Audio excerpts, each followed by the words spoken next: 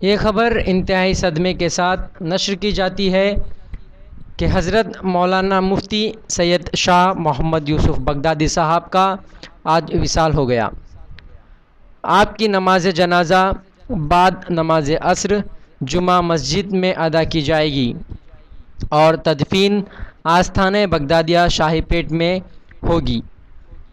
آپ نے جامعہ نظامیہ باقیت الصالحات ویلور اور داراللطیفیہ ویلور میں تعلیم حاصل کی اور 40 سال بحیثیت امام جمعہ مسجد میں اپنی خدمات انجام دیں اور والد محترم حضرت مولوی مفتی یعقوب صاحب کے بعد جامعہ اسلامیہ میں 15 سال معتمد کے منصب پر فائز رہے۔